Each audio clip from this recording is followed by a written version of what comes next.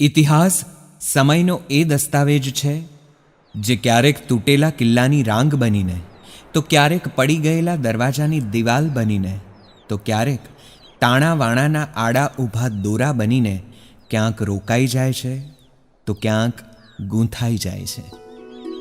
સમયનો એ ટુકડો જે પોતાના ઇતિહાસની દાસ્તાન જમીનમાં દટાઈ ગયેલી વાવ દ્વારા કે આસમાનમાં લહેરાતા પાલવ દ્વારા જણાવી રહ્યો છે.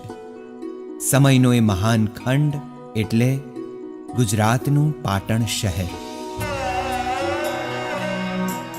પાટણ જો ગુજરાતના મહાન અતીતનું કેન્દ્ર હોય તો એ કેન્દ્રનો પરીઘ વિકસે છે રેશમી દોરાની એવી ભાત તરફ જે આપણા ગુજરાતીપણાને ગૂંથે છે અને જગત આખામાં ખ્યાતનામ બનાવે છે.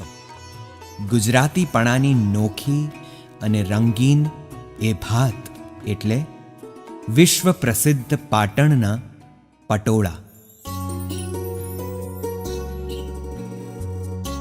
વનરાજ ચાવડાએ પોતાના મિત્ર ભરવાડ અણહિલની યાદમાં વસાવેલા આ મહાન નગરને જેટલી ખ્યાતિ તેના શાસનકર્તાઓએ અપાવી છે, તેટલી જ પ્રસિદ્ધિ આ નગરમાં વિકસેલી કલા અને સ્થાપત્યોએ અપાવી છે.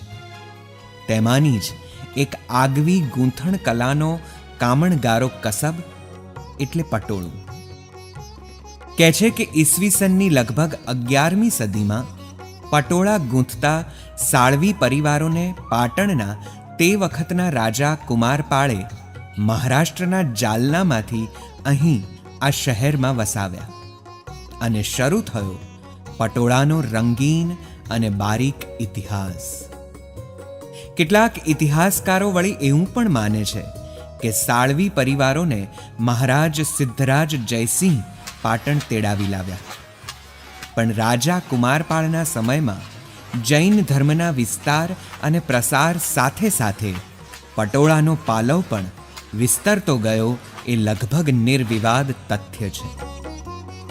પટોળાનો મૂળ ઉપયોગ પૂજામાં પહેરવાના વસ્ત્ર તરીકે થતો હતો અને તે સમયે પટોળા છેક મહારાષ્ટ્રના પ્રદેશમાંથી આવતા હતા.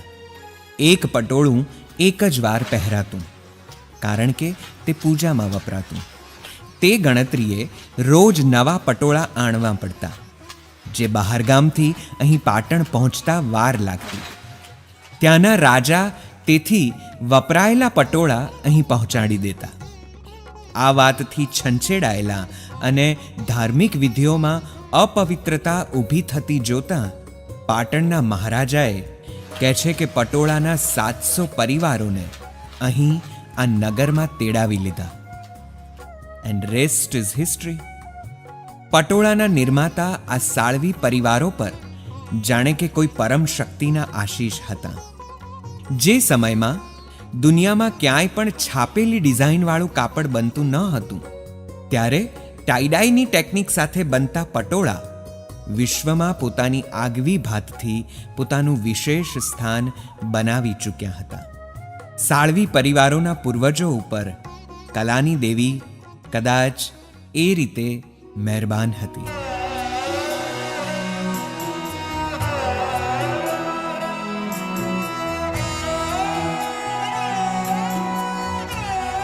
આપણે ત્યાં કહેવત છે કે પડી પટોળે ભાત, ફાટે પણ ફીટે નહીં. આ ફીટવું નહીં પટોળાના પટને ઓર વિશેષ દરજ્જો અપાવે છે. વારસામાં એક સમયે પટોળા અપાતા અને ઘરની વહુઓ સાસુઓ અને વડસાસુઓને યાદ કરી પરિવારની આ મોંઘી મિલકતને ગૌરવપૂર્વક પહેરતી. પટોળું પહેરેલી ગુજરાતણનો ઠાઠ અને ઠસ્સો તેની આભાને ઓર વિકસાવતો. પટોળું એ ગુજરાતણનું અભિમાન બનતું.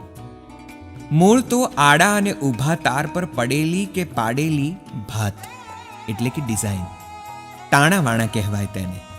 આ તાણાવાણાને ગણતરીપૂર્વક ગૂંથીને બને પટોળાની મનમોહક ભાત. તેમાં હાથીની ભવ્યતા દેખાય તો ક્યારેક મોર પોપટની સુંદરતા, તેમાં ક્યારેક ફૂલ પાન વેલની હરિયાળી કુદરત નજરે ચઢે તો ક્યારેક ભૌમિતિક આકાર કે આકૃતિ. પટોળાનું સૌંદર્ય હંમેશા આકર્ષક અને પ્રભાવક બની રહે. પણ આ પ્રભાવ પાડવામાં વર્ષોની આકરી મહેનત અને રોજનું 8 થી 10 કલાકનું કામ.